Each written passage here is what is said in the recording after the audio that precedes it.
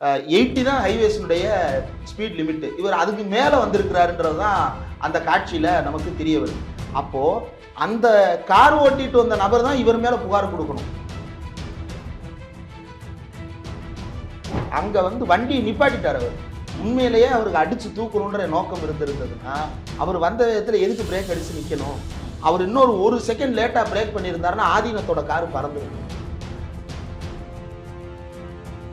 எனக்கு என்னவோ ஆதீனத்தை சுற்றி ஒரு கூட்டம் இருந்து கொண்டு பிளவுவாத கருத்துக்களை பேச வேண்டும் என்கின்ற நோக்கத்தோட செயல்படுகிறார்களா அப்படின்ற ஆதீனம் அவர்கள் உண்மையிலேயே விபத்து அப்படின்னு கருதுறாரு அப்படின்னா போலீஸ் ஸ்டேஷன்ல போய் நின்று இருக்கணும், வண்டியை நிப்பாட்டி இருக்கணும். ஏன் நிப்பாட்டல? அங்க சமாதானமா பேசி அனுப்பிட்டு இங்க நட்டா இருக்கிறாரு, ரவி இருக்கிறாரு. இப்போ உலக புழுகுணிகள் எல்லாம் ஒரு இடத்துல ஒண்ணு கூடி இருக்கிறாங்கும் பொழுது ஒரு அண்ட புழுக அவுத்து இருக்கிறாரா அப்படின்ற தருமையாதீனம் தான் இவரை வளர்த்தது என்றால் இந்த தருமையாதீனம் இவரை அடக்கி வைக்க வேண்டிய பொறுப்பு தருமையாதீனத்துக்கு இருக்கிறது. அந்த பொறுப்பையும் கடமை அவங்க செய்வதுதான் சைவத்துக்கும் மடங்களை காப்பாற்றிக் கொள்வதற்கும் அவர்கள் ஆற்றக்கூடிய சேவையாக இருக்கும். இல்லாவிட்டால்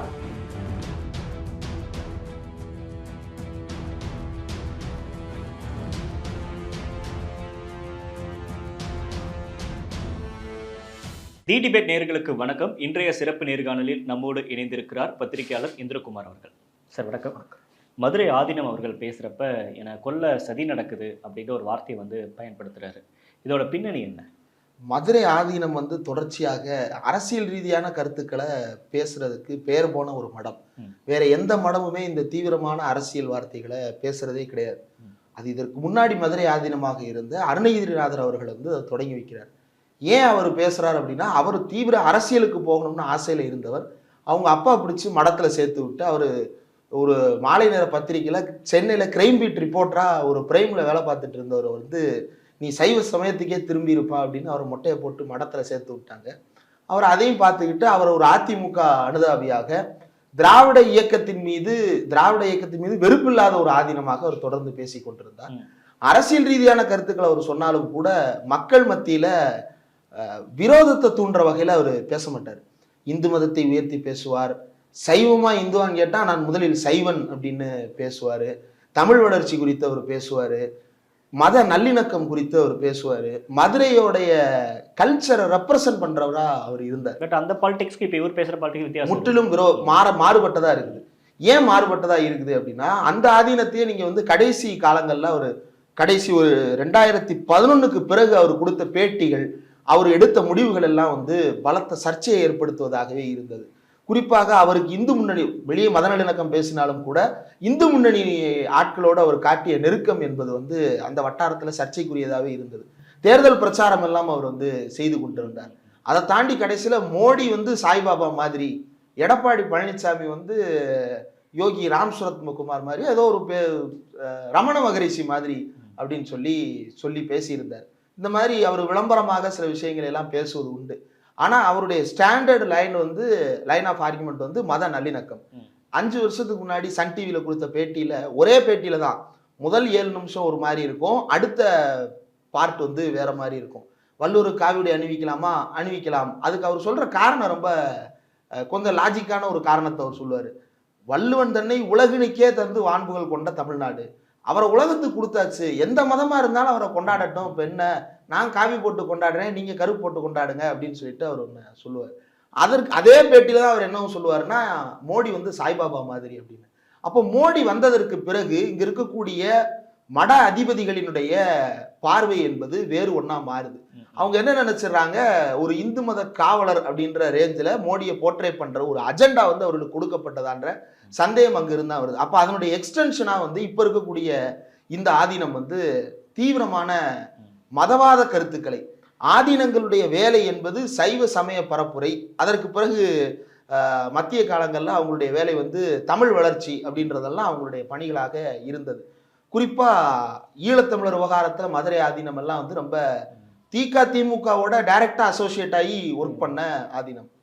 இப்ப இவர் மொத்தமா மாறி அறநிலையத்துறையை ஒழிக்க வேண்டும், பல்லக்கில் பவனி வர வேண்டும். அந்த சன் நியூஸ் பேட்டியில 5 வருஷத்துக்கு முன்னாடி கொடுத்த பேட்டியில ராஜா திருவேங்கடம் சார் எடுத்திருப்பாரு.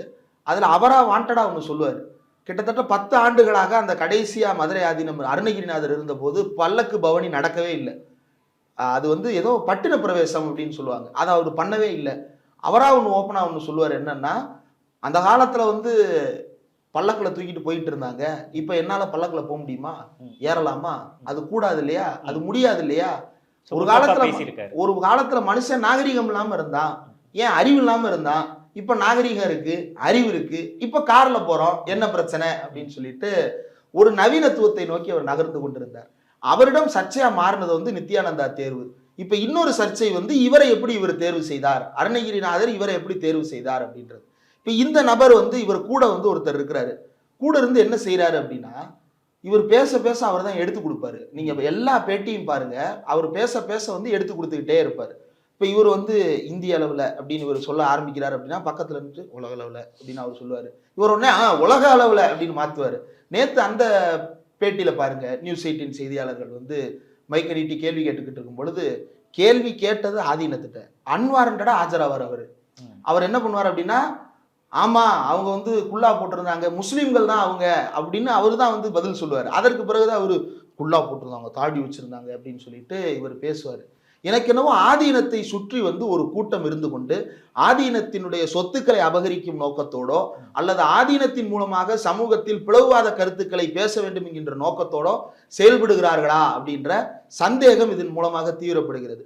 ஆர்எஸ்எஸ்ல இருந்து விலகி வந்திருக்கக்கூடிய திரு சத்யபிரபு அவர்கள் தான் அந்த நபர் பற்றி எழுதிய பொழுது என்ன சொல்றாரு அப்படின்னா, இந்து முன்னணியினுடைய மதுரை மாவட்டத்தினுடைய நிர்வாகியாக இருந்தவர் தான் இப்போது ஆதீனத்தின் கூடையே சுத்திட்டு இருக்கிறவர். இந்த ஆதீனம் எங்க பப்ளிக் பிரசன்ஸ் வந்தாலும் இந்த நபர் கூடவே இருப்பார். நீங்க பழைய ஆதீனத்தை பாத்தீங்க அப்படின்னா அவர் இந்த மாதிரி ஆளுகளை கூட்டிட்டு சுத்தினது கிடையாது. சரியோ தப்போ அவர் கருத்து அவர் பேசுவாரே தவிர கூட இருக்கிறவங்க சொல்லி கொடுத்து இவர் பேசுனது கிடையாது. ஆனா இவரு பக்கத்துல இருந்து எடுத்து கொடுக்க பேசுறாரு. அப்போ இந்த இந்துத்துவ அஜெண்டாவை தமிழ்நாட்டில் செய்விப்பதற்காகவே இந்த ஆதீனத்தை தேர்ந்தெடுத்து அவரை சுற்றி இந்து முன்னணி நிர்வாகிகளை வைத்துக் கொண்டு இவர்கள் ஆடுகிறார்களா அப்படின்ற சந்தேகம். இந்த மே 3 உளுந்தூர்பேட்டை அந்த சம்பவம் நடக்குது இல்லையா, அந்த சம்பவத்திலே வச்சு நீங்க அந்த சிசிடிவி காட்சிகளை வச்சு எந்த முடிவுக்கு வராதீங்க அப்படின்னு தமிழிசை சவுந்தரராஜன் போன்றவர்கள் கருத்து தெரிவிக்கிறாங்க. அந்த சம்பவம் ஆக்சுவலா உங்களுடைய பார்வையில் என்ன நடந்துச்சு அந்த சம்பவம்? இல்ல, அந்த சம்பவத்துல வந்து இவர் போனது வந்து ஒரு ஹை லெவல் எஸ்யூவில போறாரு. அந்த பக்கம் இருந்து வந்தது வந்து ஒரு சுசுகி காரு. பார்க்கும்போது சுசுகியோ ஹோண்டாவோ ஏதோ ஒன்று தெரியுது, ஆனால் இப்போ விளக்கம் கொடுத்துருக்குறாங்க அது சுசுகி கார் அப்படின்னு. அந்த கார் மெதுவாக தான் வந்திருக்கு. இந்த கார் வேகமாக பறந்து போகுது. ஆதீனம் போன கார். இன்னொன்று பேரிகேடை உடைச்சிட்டு அப்படின்னு சொல்றாங்க. அந்த இடத்துல ஏதோ காரணத்திற்காக டிராஃபிக் ரெகுலேஷனுக்காக ஒரு லேனே வந்து பேரிகேடு போட்டு அடைச்சிருக்கிறாங்க. முதல்ல வந்து இந்த வீடியோ ஃபுட்டேஜஸ் மட்டும்தான் வருது. அப்போ இது ஒரு பேரிகேடை கிராஸ் பண்ணி வர்ற மாதிரி தெரியுது. ஏன் இவர் பேரிகேடை கிராஸ் பண்ணி வர்றாருன்னு சந்தேகித்து அந்த வீடியோ வந்து ஒரு 2 நிமிஷம் வீடியோ கிடைச்சது. அதில் பார்க்கும் பொழுது எல்லா வாகனமுமே அந்த பேரிகேடை ஸ்கிப் பண்ணி தான் வருது. ஏன்னா பேரிகேடு வந்து அந்த லேனில் யாரும் வர வேண்டான்றதுக்காகவே நிறுத்தப்பட்டிருக்கிறது. அப்போ அதை கிராஸ் பண்ணி வரும் பொழுது ஆட்டோமேட்டிக்காக வண்டி எல்லாமே வந்து 40 கிலோமீட்டர் வேகத்தில் மட்டும்தான் அந்த ஸ்கிப் பண்ணி அந்த இடத்துக்கு வந்து சேர்றாங்க. அதனால தான் அந்த சுசுகி வாகனம் பிரேக் அடிச்ச உடனே நிற்கிது. கார் ஓட்ட தெரிஞ்ச எல்லாருக்கும் நல்லா தெரியும், இப்போ இருக்கிற ஏபிஎஸ் மெக்கானிசம் படி நீங்க வந்து ஒரு 40-50 போறீங்க அப்படின்னா பிரேக் பண்ணீங்க அப்படின்னா வித்தின் மீட்டர் வந்து அது வந்து ஸ்டாப் ஆகும். ஆதீனத்தோட காரில் இருக்கக்கூடிய ஏபிஎஸ் ஃபீச்சர்ல அவர் ஒரு 40-45 வந்திருந்தார் அப்படின்னா இம்மிடியட்டா அவருடைய வாகனம் நின்று இருக்கும். ஆனா நிக்கல, அவருடைய வாகனம் வந்து 15-20 மீட்டர் தள்ளி தான் போய் நிக்குது. விச் மீன்ஸ் அவர் வந்து ஒரு 80-85 கிலோமீட்டர் வேகத்துல வந்து அந்த இடத்த கிராஸ் பண்ணியிருக்கிறாரு அப்படின்றதான் பார்க்க முடியுது. 85 அப்படின்றது வந்து ஹைவேஸ்ல வந்து 80 தான் ஹைவேஸினுடைய ஸ்பீட் லிமிட். இவர் அதுக்கு மேல வந்திருக்கிறாருன்றது தான் அந்த காட்சியில நமக்கு தெரிய வருது. அப்போ அந்த கார் ஓட்டிட்டு வந்த நபர் தான் இவர் மேல புகார் கொடுக்கணும். எங்கள் வாகனத்தின் மீது மோதுவதற்காக வேகமாக வந்தார்கள் அல்லது குடிபோதையில் ஓட்டி கொண்டு வந்தார்களான்ற சந்தேகம். ஏன்னா ஒருத்தர் ரேஷ் டிரைவிங் சம்பந்தம்லாம் போறாருன்னா முதல்ல போலீஸ் கேட்கிற கேள்வி என்ன, ஊதுன்னு சொல்லுவாங்க. இப்ப அந்த டிரைவர் என்ன பண்ணிட்டு இருந்தாரு, காருக்குள்ள ஆதீனங்கள் என்ன பண்ணிட்டு இருந்தாங்கன்ற சந்தேகங்கள் எல்லாம் அங்க இருந்து சித்தாந்த மாநாட்டுக்கு போறாரு. அவர் சைவ சித்தாந்த மாநாட்டுக்கு போறாரு. அதுல போறப்ப குடிச்சிட்டா வண்டி ஓட்டுவாரு. குடிச்சிட்டு போவாரான்னு தெரியல. அந்த மாதிரியான சந்தேகங்கள் இருக்குல்ல, அது வந்து போன் பேசிட்டு வாகனம் ஓட்டி இருக்கலாம், அல்லது வந்து ஓட்ட தெரியாதவங்களை வச்சு வாகனம் ஓட்டி இருக்கலாம், அல்லது காருக்குள்ள இவங்க வந்து ஏதாவது பேசிக்கிட்டே அல்லது சத்தமாக பாட்டு கேட்டுட்டு ஏதோ ஒரு கேர்லெஸ் டிரைவிங்கா இருக்கலாம்ல. அந்த காரணங்களை எல்லாம் என்கொயரி பண்ணணும்ல. அதையெல்லாம் விட்டுட்டு அங்க வந்து வண்டியை நிப்பாட்டிட்டார் அவர். உண்மையிலேயே அவருக்கு அடிச்சு தூக்கணுன்ற நோக்கம் இருந்திருந்ததுன்னா அவர் வந்த விதத்துல எதுக்கு பிரேக் அடிச்சு நிக்கணும்? அவர் இன்னொரு 1 செகண்ட் லேட்டா பிரேக் பண்ணியிருந்தாருன்னா ஆதீனத்தோட காரு பறந்துருக்கும். அப்ப ஆதீனத்தோட உயிரை காப்பாத்தி இருக்கிறாரு அந்த பாய். அல்லாஹ் அக்பர் சொல்லி ஆதீனத்தோட உயிரை காப்பாத்தி இருக்கிறாரு அந்த பாய். இவர் தர்ம ஆதீனத்துக்கு நன்றி சொல்றாரு. சொல்ல போனா அந்த பாய்க்கு நன்றி சொல்லி அல்லாஹ் அக்பர் சொல்லணும் ஆதீனம். மாறாக இவர் தர்ம ஆதீனத்தின் பேர்ல எழுதி இவர் பழியை சொல்லுகிறார். ரெண்டாவது, இந்த வீடியோ வந்ததற்கு பிறகு அவர் கொடுக்கக்கூடியதை பாருங்க. அவர் கேட்கிறாரு, விபத்தை ஏற்படுத்தியவர்களின் விவரங்களை கொடுக்க மறுக்கிறார்கள் அப்படின்னு. முதல்ல விபத்து ஏற்படுத்தப்படலை.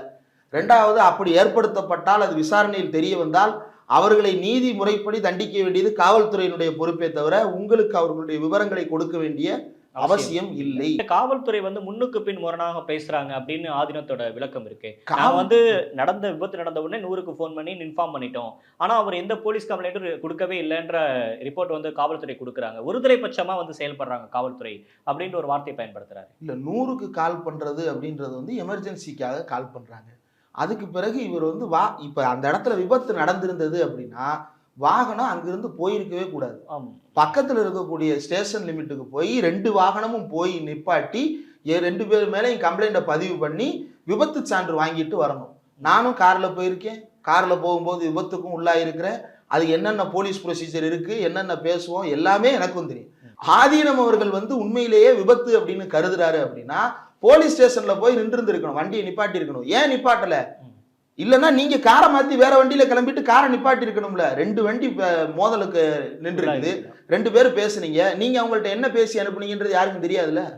அங்க ஒரு சமாதானமா பேசி அனுப்பிட்டு இங்க வந்து நட்டா இருக்கிறாரு, ரவி இருக்கிறாரு.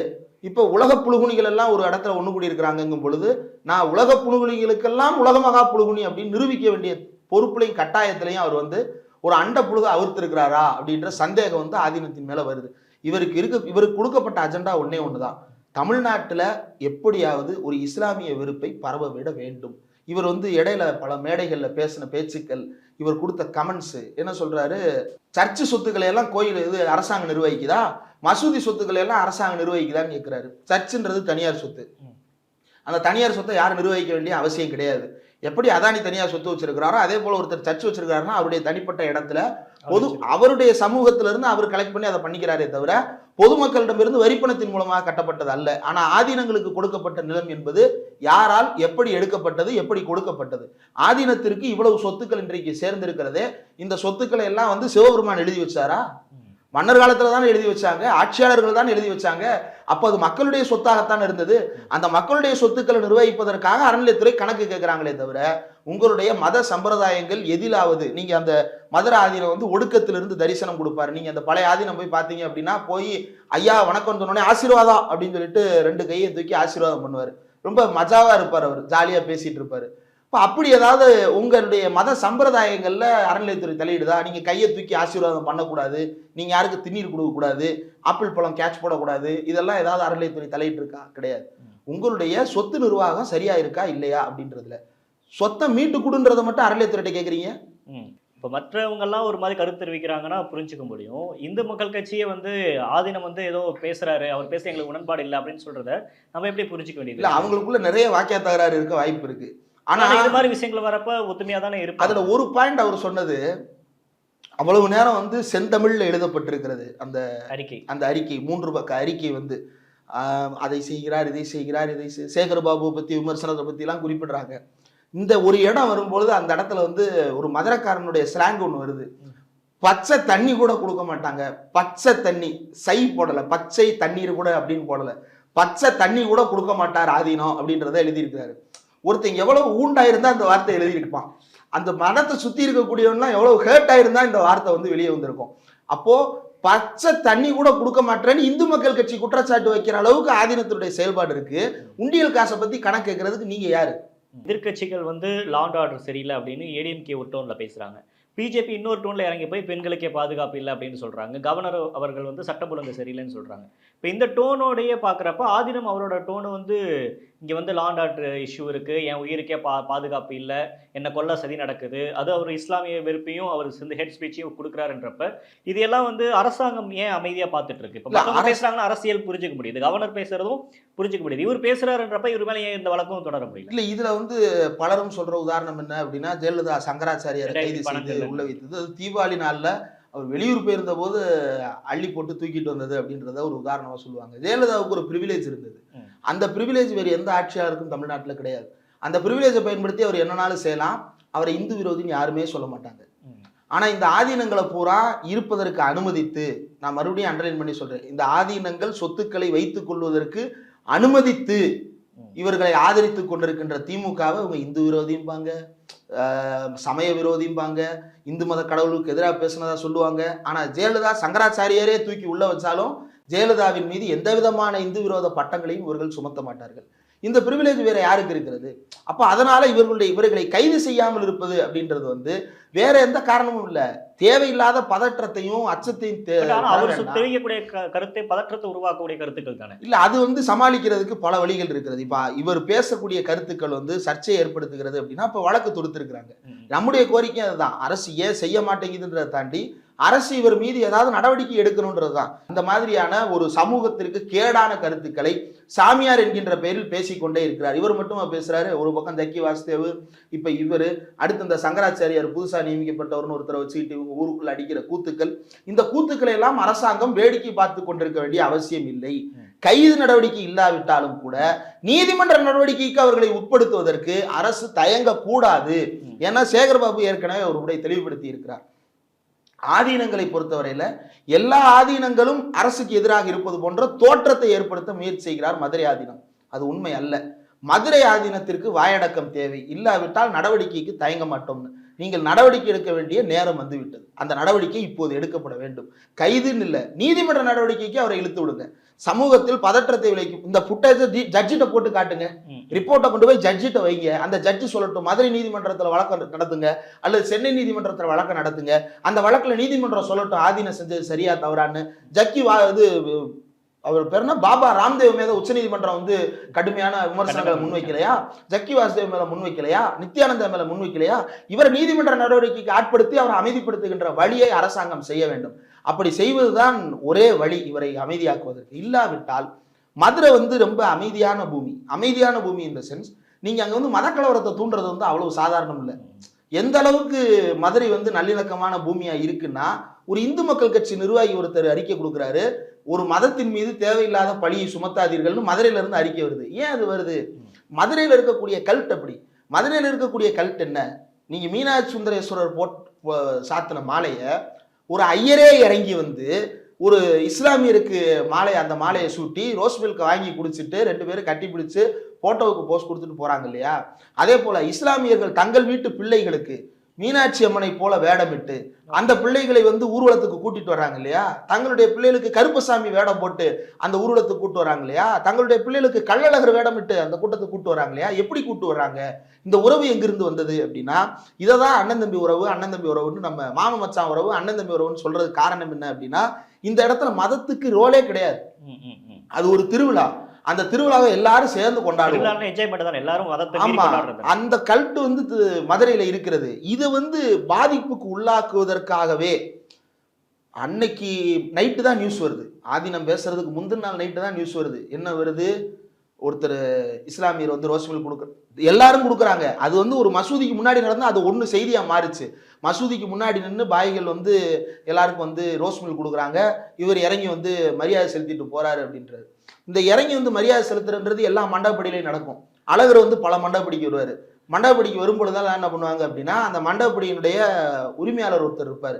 அந்த விழாவுக்கு உரிமையாளர் அல்லது உபயதாரர்னு சொல்லுவாங்க. அவர் என்ன பண்ணுவாங்க அப்படின்னா, அவருக்கு அழகருக்கு சாத்தின சால்வை எடுத்து அவர் தலையில பரிவட்டம் கட்டி அவருக்கு அழகருக்கு போட்ட மாலை எடுத்து போட்டு அந்த மரியாதையை அப்படி இஸ்லாமியருக்கும் செய்யறாங்க. இப்ப இவருடைய நோக்கம் இதெல்லாம் பார்த்துட்டு, என்னடா இது ஒத்துமையா இருக்கு, நம்மை போல சங்கி இருக்கக்கூடிய ஒரு ஊர்ல இப்படிப்பட்ட சமாதானவாதிகளும் எப்படி வாழலாம் அப்படின்னு சொல்லிட்டு அவர் வேண்டுமென்றே மதுரையில் சித்திர திருவிழா நடக்கும் போது கலவரத்தை ஏற்படுத்துவதற்காக இதை பேசினாரா என்கின்ற வகையில் அவர் மீதும் அவர் பக்கத்தில் இருக்கின்ற அந்த நிர்வாகி ஒருத்தர் மீதும் காவல்துறை வழக்கு பதிவு செய்து நீதிமன்றத்திடம் அதை ஒப்படைக்க வேண்டும். அவர்கள் முடிவு செய்யட்டும், இவருக்கு வாய்ப்பூட்டு போடுவதா, இவருக்கு தண்டனை விதிப்பதா, அல்லது அபராதம் விதிப்பதா, என்ன விதிப்பதுன்றதை நீதிமன்றம் முடிவு செய்யட்டும். அப்ப இவர் மேல உடனடியாக காவல்துறை நீதிமன்ற வழக்கு பதிவு செய்து இவரை உள்ள இழுக்கணும். இல்ல அப்படின்னா இதை ஒரு முன்னுதாரணமாக எடுத்துக்கொண்டு இன்னும் பல பேர் பேச தொடங்குவார்கள் அப்படின்றது வெளிப்படையாக தெரியக்கூடியது. இன்னொன்னு, இவருக்கும் RN ரவிக்கும் இவருக்கும் JP நட்டாவுக்கு இருக்கக்கூடிய உறவு ரொம்ப ஆச்சரியத்தை ஏற்படுத்துது. இப்ப இவங்கெல்லாம் திருஞான சம்பந்தரின் வழிவந்தவர்களாக தங்களை அடையாளப்படுத்திக்கிறாங்க. திருஞான சம்பந்தர் என்ன செய்தார்? அவர் மன்னரே என்னை அழைத்தாலும் நான் எதுக்கு மன்னரை பார்க்க வரணும்? உனக்கு எனக்கு என்ன ஒட்டு, என்ன உறவு? நாமார்க்கும் குடியல்லோம் நம்மனை அஞ்சோம் அப்படின்னு அவர் பாடினாரு. எதுக்கு எதிராக பாடினாரு? மன்னருக்கு எதிராக பாடினாரு. இவரு RN ரவியும் JP நட்டாவையும் உட்கார வச்சுக்கிட்டு நாமார்க்கும் குடியல்லோன்றதுக்கு உதாரணமாக RN ரவி வாழ்ந்து கொண்டிருக்கிறார். RN ரவிக்கும் ஞான சம்பந்தருக்கு ஏதாவது தொடர்பு இருக்கிறதா? RN ரவிக்கும் தமிழ்நாட்டு சைவ மரபுக்கும் ஏதாவது சம்பந்தம் இருக்கிறதா? RN ரவி சனாதனம் தொடர்ந்து பேசிக்கொண்டே இருக்கிறார். இந்த சைவ மடாதிபதிகள் அந்த சனாதனத்தை ஒப்புக்கொள்ளுகிறார்களா? அப்படி ஒப்புக்கொள்ளுகிறார்கள் அப்படின்னா அவர்கள் அத்தனை பேரும் சூத்திரர்கள் என்றும், அவர்களுக்கு மேலாக பிறந்தவர்கள் பிராமணர்கள் என்றும், அவர்களுக்கு கீழானவர்கள் தான் நாங்கள் என்றும் இந்த சைவ மடாதிபதிகள் ஒப்புக்கொள்ளுகிறார்களா? சனாதனம் என்பது வர்ணாசிரமத்தை உள்ளடக்கியது. வர்ணாசிரமம் என்பது தலையில் பிறந்தவன் பிராமணன், காலில் பிறந்தவன் சூத்திரன் என்று வகைப்பாடு செய்கிறது. காலில் பிறந்த சூத்திரர்களாக வகைப்படுத்தப்பட்ட ஒரு சாதியைச் சேர்ந்த சைவ மடாதிபதிகளாகிய ஆதீனங்கள் இன்றைக்கு சனாதனத்தை பேசுகின்ற ரவியோடு உட்கார்ந்து இருக்கிறார்கள் என்றால் இவர்கள் அந்த சனாதன வர்ணாசிரமத்தை ஏற்றுக்கொண்டவர்களா அப்படின்றதுக்கு ஆதீனங்கள் தான் பதில் சொல்லணும். ஏன்னா வர்ணாசிரமத்தை இவர்கள் ஏற்றுக்கொண்டிருக்கிறார்கள் என்றால் இவர்கள் தனி மடங்களை வைத்திருக்க வேண்டிய அவசியம் இல்லை. இந்தியா முழுவதும் பல சங்கர மடங்கள் இருக்கிறது. 4 சங்கர மடங்கள், ஆதி சங்கரர் நிறுவிய மடங்கள், இன்னொன்னு திருட்டு மடம் ஆகிய காஞ்சி சங்கர மடம் ஒன்று இருக்கிறது. அவர்களிடம் போய் தஞ்சம் புகுந்துட வேண்டியதானே, அவங்கள்ட்ட போய் தீட்சை வாங்கிட வேண்டியதானே. அவ தீட்சை கொடுக்க மாட்டான். அவ பழத்தை தூக்கி போட்டு வெளியே போடா சூத்திர பயலே அப்படின்னு விரட்டி விட்டுருவா. இவங்க அவங்கள்ட்ட போய் சரணடைய வேண்டியதானே. எதுக்காக தனியா மடம் நடத்துறாங்க? அப்ப தமிழ் மடங்கள்ன்ற பேர்ல, சைவ மடங்கள்ன்ற பேர்ல இன்றைக்கு RSSக்கு ஒத்து ஊதி கொண்டிருக்கிறார்களா அப்படின்ற சந்தேகம் இதிலிருந்து இருந்து வருகிறது. இந்த RSSக்கு ஒத்து ஊதுவதற்கு பின்னால் என்ன இருக்கிறது அப்படின்ற ஒரு பெரிய கியூரியஸான கேள்வி இருக்கு. ஒண்ணு, இந்த சைவ மடங்களுக்கெல்லாம் மிகப்பெரிய அளவில் சொத்துக்கள் இருக்கிறது. இந்த சொத்துக்கள் என்ன செய்யப்படுகிறது, எப்படி செலவு செய்யப்படுகிறது அப்படின்றத இவங்களே ஒழுங்கா கணக்கு காட்ட மாட்டேன்றாங்க அப்படின்றது ஒண்ணு. இதை அறநிலையத்துறை தான் இப்போது நிர்வகித்துக் கொண்டிருக்கிறது அப்படின்னா உடனடியாக அறநிலையத்துறை இந்த மடங்களினுடைய சொத்துக்கள் என்னென்னலாம் செய்து கொண்டிருக்கின்றன அப்படின்றத தீவிரமான கண்காணிப்புக்கு உட்படுத்த வேண்டும். அறநிலையத்துறை அறிக்கைப்படி கிட்டத்தட்ட 56 மடங்கள், அவர்களுக்கு சொந்தமான 57 ஆலயங்கள் தமிழ்நாட்டில் இருக்கின்றன. இவைதான் இருக்கின்றன என்றால் இதில் ஆதீன கர்த்தர்களுடைய ரோல் என்ன அப்படின்றத இப்ப நம்ம கொஸ்டினுக்குள்ளாக்க வேண்டியது இருக்கு. ஏன்னா வெளியிலிருந்து வரக்கூடிய அழுத்தங்களுக்கு ஆதீனங்கள் ஆட்படக்கூடாது அப்படின்றது விதி. அப்ப இவர்களெல்லாம் கூட வச்சுக்கிட்டு சுத்துறாரு அப்படின்னா இதுக்கு பின்னால வேற எதுவும் சதி திட்டம் இருக்கிறதான்றத அறநிலையத்துறை உன்னிப்பாக கவனிக்கணும். ஏன்னா இந்த அரசு அமைந்ததற்கு பிறகு என்ன செய்ய ஆரம்பிச்சிருக்கிறாங்க அப்படின்னா எப்படி அறநிலையத்துறையினுடைய கோயில்களுடைய சொத்துக்களை அறநிலையத்துறை திருடிட்டு போகுதுன்ற ஒரு பொய்யான குற்றச்சாட்டை RSS வைக்குதோ, அதே போல ஆதீன சொத்துக்களையும் அரசு எடுத்துக்கிடுது அப்படின்னு சொல்லிட்டு ஒரு பொய்யான தகவலை தொடர்ந்து இந்து முன்னணி போன்ற மதவெறி கும்பல்கள் பரப்பிக்கொண்டே இருக்கின்றன. காடேத்தியா காடேஸ்வராவா அந்த மாதிரியான பல பேர் இப்படி பொய்யான பிரச்சாரத்தில் ஈடுபட்டு கொண்டிருக்கிறார்கள். இதையெல்லாம் அரசு உடனடியாக தடுத்து நிறுத்த வேண்டும். ஆதீனங்கள் அரசியல் மேடைகளில் ஏறுவதற்கு நீதிமன்றத்தின் மூலமாக தடை உத்தரவை பெற வேண்டும். தமிழ் வளர்ச்சி, சைவ வளர்ச்சி என்பது குறித்து தவிர வேறு எதையும் அவர்கள் பேசக்கூடாது. அறநிலைத்துறை பற்றி அவர்கள் பேசுவதற்கு என்ன தகுதி இருக்கிறது? உள்ளபடியே அந்த ஆதீன மடங்கள் எல்லாம் அரசியலமைப்பு சட்டத்தினுடைய ஒரே ஒரு பிரிவின் காரணமாக இன்றைக்கும் விட்டு வைக்கப்பட்டு கொண்டிருக்கிறது. ஆர்டிகிள் 25, 26 டினாமினேஷன் அப்படின்ற அடிப்படையில் இவங்களெல்லாம் காப்பாற்றப்பட்டு கொண்டிருக்கிறார்கள். அதுவும் அந்த டினாமினேஷனை எப்போ வரைக்கும் அப்படியே விட்டு வைக்கலாம் அப்படின்னா பப்ளிக் ஆர்டர் மொராலிட்டி அப்படின்றதன் அடிப்படையில். இப்போ பப்ளிக் ஆர்டர் மொராலிட்டிக்கு எதிராக, பப்ளிக் ஆர்டர் மொராலிட்டி என்ற ஹெல்த்துக்கு எதிராக இவர்கள் பேசினார்கள் என்றால் அந்த இடத்தில், அதற்கு எதிராக நடந்து கொண்டார்கள் என்றால் அந்த இடத்தில் அரசு தலையிடுவதற்கான உரிமை இருக்கிறது. அப்போ பப்ளிக் ஆர்டருக்கு எதிராக, மொராலிட்டிக்கு எதிராக ஆதீனம் பேசிக் கொண்டிருக்கிறார். பப்ளிக் ஆர்டருக்கு எதிராக பேசுனதுதானே இது. அப்ப இந்த டினாமினேஷனை எதுக்காக வேடிக்கை பார்த்துட்டு இருக்கணும்? இந்த டினாமினேஷனுக்குள்ளுக்குள்ள என்ன தப்பு நடக்குதுன்றத தலையிட்டு சரி செய்வதற்கான உரிமை தமிழ்நாட்டு அரசுக்கு, இந்திய அரசுக்கு இருக்கிறது. அப்ப அந்த அடிப்படையில் உள்ள நடக்கிறத தலையிட்டு தட்டி கேட்க வேண்டிய பொறுப்பு தமிழ்நாடு அரசுக்கு இருக்கிறது. அதனாலதான் மீண்டும் சொல்லுகிறேன், இந்த பப்ளிக் ஆர்டருக்கு உட்படுத்தி இதன் மீது வழக்கு தொடர வேண்டும். இது எந்த விதத்திலையும் கஸ்டமரி பிலீஃப் கீழே வராது. உன்னுடைய கஸ்டமரி பிலீஃப் என்பது அடுத்தவனை இழிவுபடுத்துவதாக இருக்கக்கூடாது என்பது அரசியலமைப்பு சட்டம் சொல்லுகிறது. ஆனா நீ என்ன சொல்ற, பொய்யான செய்திகளை பரப்புற, தங்க நகையை பூரா உருக்குறான். யார் உருக்குனா? ஆதாரத்தை கொடுக்க சொல்லுங்க. பொன்மாணிக்கவேல்ற ஒருத்தர் தப்பான குற்றச்சாட்டுகளின் அடிப்படையில இது பண்ணிட்டு இருந்தாருன்னு சொல்லிட்டு பொன்மாணிக்கவேல் மீது இப்ப விசாரணை நடந்து கொண்டிருக்கிறது. இப்ப அந்த நபர், இந்த ஆதீனம், இந்த இந்து முன்னணி நிர்வாகிகள், இவங்களுக்குள்ள என்ன கள்ள கூட்டணி இருக்கிறது, வேற எதுவும் பேரம் பேசப்படுகிறதா?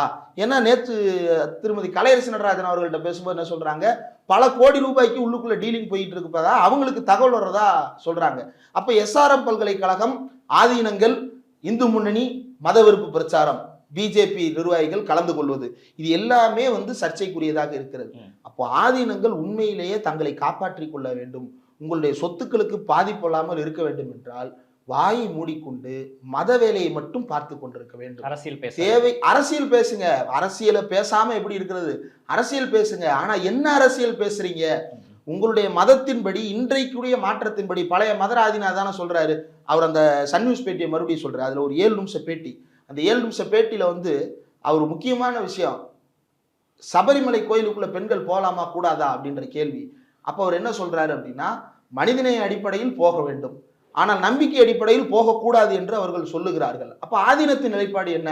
அனைவரும் வழிபடத்தான் வேண்டும். அப்படி வழிபாடு செய்தால் பிரம்மச்சாரியாக இருக்கக்கூடிய ஐயப்பன் கோபித்துக் கொள்ள மாட்டாரா என்ற கேள்விக்கு, அப்படி வழிபாடு செய்யாமல் இருப்பதுதான் ஐயப்பனை கோபத்துக்கு ஆட்படுத்த வேண்டுமே தவிர, ஒருவன் தன்னை வழிவிடுகிறான் என்பதற்காக ஐயப்பன் கோபித்துக் கொள்ள வேண்டிய அவசியமே இல்லை அப்படின்றது ஆதீனத்தினுடைய ஸ்டாண்டு. அதை தாண்டி உள்ளுக்குள் போனால் அது ரொம்ப முக்கியமானது. திரு ராஜா திருவேங்கடம் அவர்கள் கேட்ட கேள்வி ரொம்ப முக்கியமானது. அதுக்கு ஆதீனம் சொன்ன பதிலும் முக்கியமானது. ஆண்கள் மட்டுமே புழங்கி கொண்டிருக்கக்கூடிய அந்த கோயிலில் பெண்கள் வந்தால் ஆண்களுக்கு சபல உணர்வு ஏற்படும் என்று சிலர் சொல்லுகிறார்கள் என்ற கேள்விக்கு, பக்தியோட போறவனுக்கு மண்டைக்குள்ள என்னத்துக்கு சபலம் வருதுன்ற கேள்வியை ஆதீனம் கேட்கிறார். இதுதான் நாம எதிர்பார்ப்பதை அவர் பேசணுன்றது கிடையாது. அந்த கருத்து இன்றைய பொது சமூகத்தினுடைய முன்னேற்றத்துக்கும் வளர்ச்சிக்கும் உகந்ததாக இருக்கா? ஆமா இருக்கு. அதை தாண்டி அவர் பேசுகின்ற அரசியல் அவருடைய தனிப்பட்ட கருத்துன்னு தவிர்த்தரலாம். ஆனா பொது சமூகத்திற்கு அவர் சொல்லுகின்ற செய்தி என்ன ரொம்ப முக்கியமானது. 1983 இலங்கை தமிழர்களுடைய நல்வாழ்வு வேண்டி உண்ணாவிரதம் இருந்தவர் முன்னாள் ஆதீன அருணகிரிநாதர். மண்டைக்காடு கலவரம் நடந்த போது, மீனாட்சிபுரத்தில் சிக்கல் இருந்த போது, அங்கெல்லாம் சமாதானம் பேசுவதற்காக 3 மாதங்கள் தங்கியிருந்து வேலை பார்த்தவர் முன்னாள் மதுரை ஆதீனம். இப்படி மதுரை ஆதீனத்திற்கென்று ஒரு பெரிய கல்ட் இருக்கிறது. எப்படி உலக அரங்கில இந்தியா ஒரு அமைதிக்கான தூதராக கருதப்பட்டதோ, அதே போல தமிழ்நாட்டினுடைய நலன் கருதி பேசுகின்ற முக்கியமான ஆதீனங்களாக கருதப்படுபவற்றில் முதன்மையானது மதுரை ஆதீனம்.